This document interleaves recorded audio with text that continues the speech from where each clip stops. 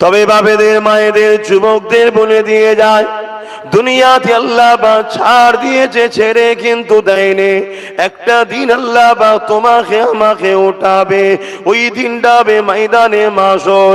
যে দিনে আল্লাহ বা জিবরাইল আলাইহিস সালামকে বলবে, এ জিবরাইল, আমার জাহান্নামকে নিয়ে এসে আমার আরশের বাপাশে বেঁধে দাও। হযরত জিবরাইল আলাইহিস সালাম চলে যাবে, জাহান্নামকে নিয়ে এসে আরশের বাপাশে বেঁধে দেবে।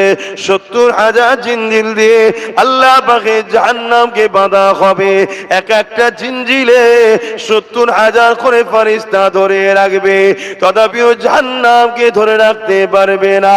জাহান্নাম লম্বা লম্বা জিহ্বা বার করে গুনাহগার উম্মতিদেরকে ধরতে যাবে।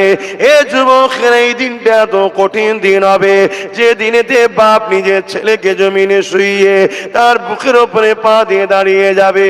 যে দিনেতে ছেলে তার বাপকে জমিনে শুইয়ে তার বুকের উপরে পা দিয়ে দাঁড়িয়ে যাবে। যে দিনেতে মা মেয়ের বুকের উপরে পা দিয়ে দাঁড়িয়ে যাবে। মেয়ে নিজের জনম দুঃখিনী মাকে জমিনে শুইয়ে দিয়ে তার বুকের উপরে পা দিয়ে দাঁড়িয়ে যাবে। এক কথাই, যার উপরে যার জোর চলবে তাকে জমিনে শুইয়ে দিয়ে তার বুকের উপরে পা দিয়ে দাঁড়িয়ে যাবে। সাহাবা হুজুররা বলতে লাগলে, ইয়া রাসূলুল্লাহ, হাবিবাল্লাহ, এইরকমটা কেন হবে? আল্লাহ নবী জানিয়ে দিলেন, বাবা সাহাবারা, লোহা যেমন আগুনে দিলে পুড়ে পুড়ে লাল হয়ে যায়, সূর্য সেদিন মাথার এক বেগ দেখতে লেখাত উপরে আল্লাহ নামিয়ে দেবে। সূর্যের 12 গুণ তাপ আল্লাহ বাড়িয়ে দেবে। এই সূর্যের তাপেতে জমিনটা পুড়ে পুড়ে লাল হয়ে যাবে। এই জমিনে দাঁড়াতে পারবে না। এই যার উপরে যার জোর চলবে তাকে জমিনে শুইয়ে তার বুকের উপরে পা দিয়ে দাঁড়াবে। কি হবে এই দিনে যুবক? ভাবো, তোমার কোন দাদা এদিন তোমাকে বাঁচাবে? তোমার কোন দিদি এদিন তোমাকে বাঁচাবে? কেন, তারা তো গে থেকে কনফার্ম টিকিটে জাহান্নামের লাইনে থাকবে। তারা তো তোমার আমার কাতারও তাকে থাকবে না। তাহলে এই দিনে তোমার আমার কি হবে? এই দিনে যখন আল্লাহ জিজ্ঞাসা করবে, এ বান্দারে, হাত দিয়েছিলাম আমি, আমার জন্যই হাতে কি করেছি বল? বান্দা, পা দিয়েছিলাম আমি, এই পায়ে আমার রাস্তায় কতটা হেঁটেছি বল? আমার জন্য কি করেছি বল? বান্দারে, জবানে কথা দিয়েছিলাম আমি, এই জবানের কথা নিয়ে আমার জন্য কি বলেছি বল? এ আমার বান্দারে, চোখে রোশনি দিয়েছিলাম আমি, এই চোখের রোশনি নিয়ে তুই আমার জন্য কি দেখেছি বল? বান্দারে, জিন্দেগি দিয়েছিলাম আমি, যৌবন দিয়েছিলাম আমি, তাকত দিয়েছিলাম আমি, জমিন আমার ছিল, আসমান আমার ছিল, গাছ তুই লাগাতিস, ওই গাছকে বাঁচিয়ে সরষের ফুল ফুটিয়ে ফসল ধরিয়েছিলাম আমি। এ বান্দারে, আমার জন্য কি করেছিস বল? আর একজন গুনাহগার যদিও জাহান্নামে ঢোকে, আযাব খাটার পরে একদিন না একদিন বেরিয়ে এসে আসবে। কিন্তু বেঈমান যে ঢুকবে, ইসলাম থেকে যে বেরিয়ে যে ঢুকবে, সে কোনোদিন আর জাহান্নাম থেকে বেরোতে। তা তোমার আমার কি একটু ভয় লাগছে না? হায় হায় হায়, যখন এসব গুলো দেখি, আলোচনা করি আর ভাবি, আল্লাহ এরকম হয় কেন? আবার কোরআনে সূরা বাকারার কথা মনে পড়ে, যে আল্লাহ বলছেন, খতামাল্লাহু আলা কুলুবিহিম, যাদের অন্তরে আল্লাহ মোহর মেরে দেয় তারা পরিবর্তন হবার নয়। না, আবু জেহেলকে নবী কম চেষ্টা করেছে? নবী চেষ্টা করেছে। নবী, যার মুখের কথা তো দূরের কথা, অন্তরে শুধু বলেছে, আল্লাহ কাবাকে যদি কিবলা বানিয়ে দিতেন, মসজিদ আকসা থেকে মুখটা ঘুরিয়ে নিয়ে কাবাকে যদি কিবলা বানিয়ে দিতেন, ইব্রাহিম নবীর বানানো ঘরটা, আমি রাসূলুল্লাহ বড় খুশি হতাম। নামাজের মধ্যে, হৃদয়ের মধ্যে শুধু ভেসে উঠেছে, আমার আল্লাহ জিবরাইলকে পাঠিয়ে দিল, এ জিবরাইল জলদি করে যাও, আমার হাবিবকে যে জানিয়ে দাও, আমি আল্লাহ আমার হাবিবের মনের আশাকে কবুল করেছে। দূরে কাত নামাজ পড়া হয়ে গেছে, এখনো দূরে কাত বাকি আছে, বাকি দূরে কাত আমার হাবিব যেদিকে খুশি খুশি, আমি আল্লাহ বা সেদিকে খুশি। কাবার দিকে মুখ করে কিয়ামত পর্যন্ত এটাই কিবলা হয়ে গেল। যে রাসূলুল্লাহ মুখ দিয়ে বলেন অন্তরের মধ্যে উদিত হয়েছে, আল্লাহ সঙ্গে সঙ্গে নামাজের মধ্যে যে না 4 রাকাত হয়ে যায় পরে রক্ত থেকে হবে খনি, না না না বন্ধু, তুমি যখন চেয়েছো এখনই কিবলা বানিয়ে দিলা। সেই রাসূলুল্লাহ আবু জেহেলকে কত বুঝিয়েছে, কত পরিবর্তনের জন্য চেষ্টা করেছে, কিন্তু আল্লাহ জানিয়ে দিয়েছে হাবিব যার অন্তরে আমি মোহর মেরে দিয়েছি সে কখনো পরিবর্তন হতে পারবে না। এ যুবক পরিবর্তন হব, তওবা করো, চেষ্টা করো, আল্লাহর কাছে সিজদায় পড়ে কাঁদো, ও রাব্বি আল্লাহ কেন আমি গান শুনতে চলে যাই, কেন আমি ফাংশনে চলে যাই, কেন আমি নামাজ থেকে দূরে থাকি, কেন আমি গান শুনি ভুল রাস্তায় যাই, ও রাব্বি আল্লাহ কেন আমি জালিমদের সঙ্গে দল করে ফেলেছি, এখনো কেন মন যাচ্ছে তাদের সঙ্গে যাবার, এখনো কেন মন যাচ্ছে হারাম অর্থের দিকে। এইভাবে আল্লাহর কাছে পানা চাও, সাহায্য চাও, কেননা আজ যদি তুমি সাহায্য না চাও, পানা যদি না চাও, মনে রেখে দিও ভাইদান ময়দানে মাশরটা বড় ভয়ানক হবে। যেদিনে তোমার পাশে কেউ দাঁড়াবার থাকবে না, ওই দিনে তোমার হয়ে কথা বলারও কেউ থাকবে না, ওই দিনে কারো কোনো জোর চলবে না। আমার আল্লাহ শুধু বলে দেবে যাও তোমাকে আমি জান্নাতি করে দিলাম, রুকারও কেউ থাকবে না। আর যাকে বলবে যাও তোমাকে জাহান্নামী করে দিলাম, ওই জায়গাতে কোনো রকম আর গুঞ্জাইশ শুনবে না। পা দুটো আসমানের দিকে করে জমিনের দিকে পা করে দিয়ে মাথা করে দিয়ে ঘিসড়ে ঘিসড়ে জাহান্নামে নিয়ে যাওয়া হবে। এ যুবক আল্লাহকে ভয় করো। তবে বাপেরা মনে রেখে দিও ওই কবরের জমিনে তোমাকে আমাকে একা যেতে হবে। প্রতিদিন এই মাটি তোমাকে আমাকে ডাকে আর বলতে লাগে এ মনুষ্য জাতি রে, এত অহংকারের সঙ্গে আমার বুকের ওপর দিয়ে ঘুরে ঘুরে বেড়াচ্ছিস, জানিস আমার বুকের ভেতরে তোকে একদিন আসতে হবে। আমি কবর একা থাকা জায়গা, আমি কবর পোকামাকড়ের জায়গা, আমি কবর অন্ধকার জায়গা। এই কবরে আসার আগে তৈরি হয়ে আয়, নচে তোর এখানে কিন্তু বড় কঠিন মুসিবতে পড়বি। এ যুবকেরা, তরুণীরা, বাপেরা, এখানে এতগুলো বাপ ভাই বসে আছে, মা বোনেরা দূরে দূরে আছে, কেউ কি বলতে পারবেন কালকে তো দূরের কথা, আজকে সূর্য ডুবার আগে আপনার জিন্দগিটাও ডুবে যেতে পারে, তাই তো নাকি? সূর্য তো ডুবতে না অনেক বাকি। হ্যাঁ, 4টে পর্যন্ত করার কথা, আসতে দেরি হয়ে গেছে, আর আধ ঘন্টা বলি 4:30। এখানে নামাজ করলেবেন কোনি কি নামাজ পড়াবার একটা কাউকে রেডি করেন,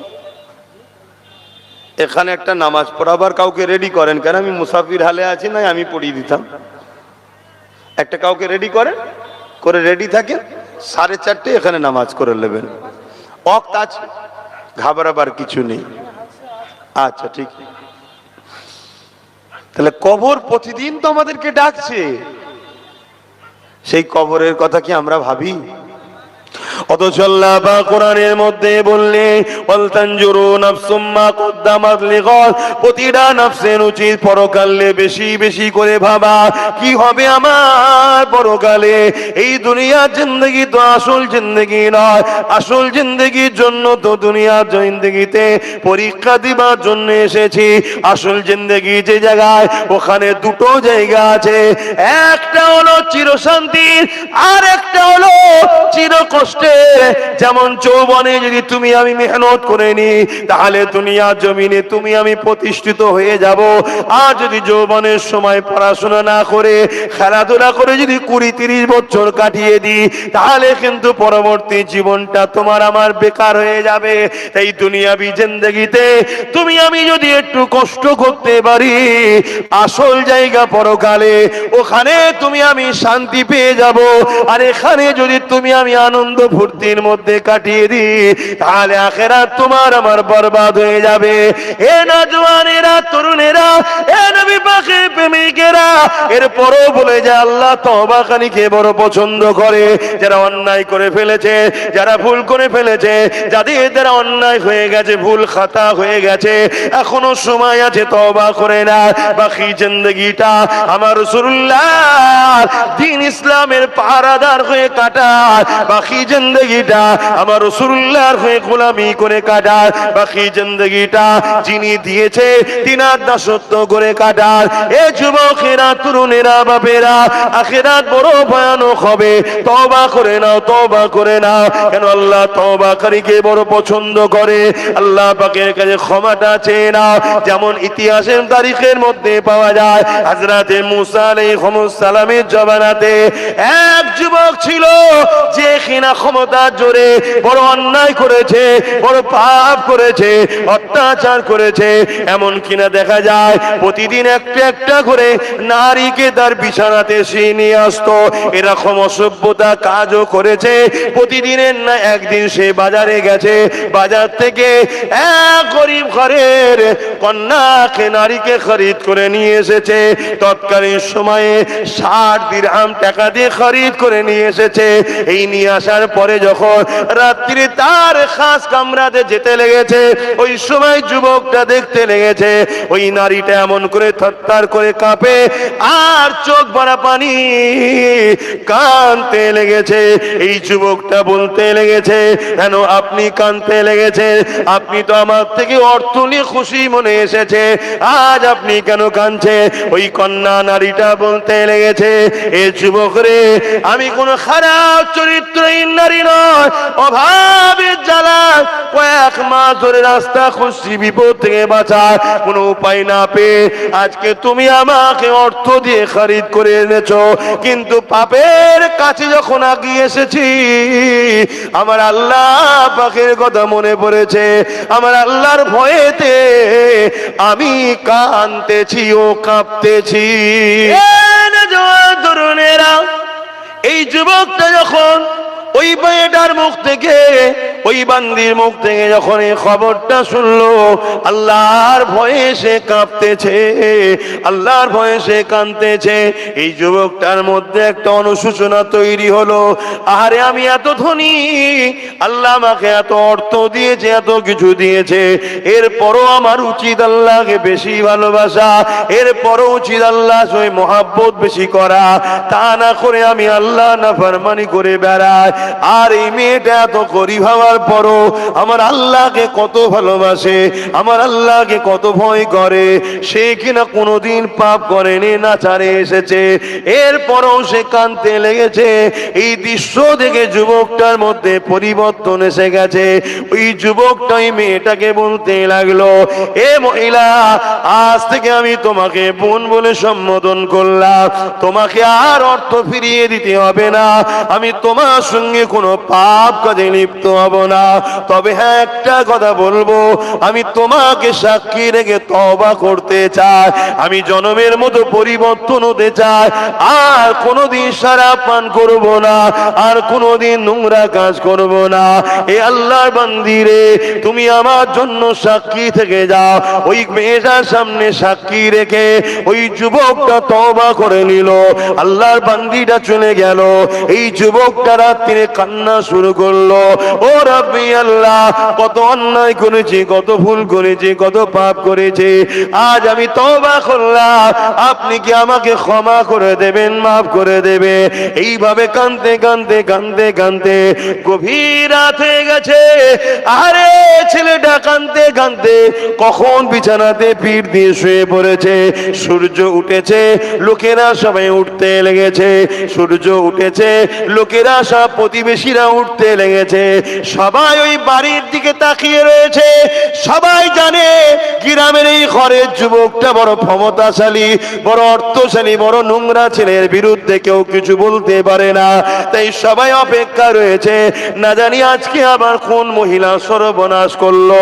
কিন্তু ঘরের দরজার গোড়ায় যারা আগিয়ে এসে যাবার পথে দেখতে লেগেছে, ঘরের দরজায় গায়েবী ভাবে লেখা হয়ে গেছে, গত রাত্রে যুবকটা আল্লাহ পাকের কাছে তওবা করে নিয়েছে। আর আমার আল্লাহ তওবাকারীকে বড় পছন্দ করে, আমার আল্লাহ এর গুনাহ মাফ করে দিয়েছে। এর জানাজা যারাই মরবে আমার আল্লাহ পাক তাদেরও গুনাহ মাফ করে দেবে। অর্থাৎ ওই যে কাঁদতে কাঁদতে ঘুমিয়েছে, ওই ঘুমটা ঘুম আর ছিল না, ওই ঘুমটা যুবকের জন্য মওত হলো। ওই যুবকটা কত সৌভাগ্যবান, মরণের আগে তওবা করে নিল, আল্লাহ তাকে মাফ করে দিল।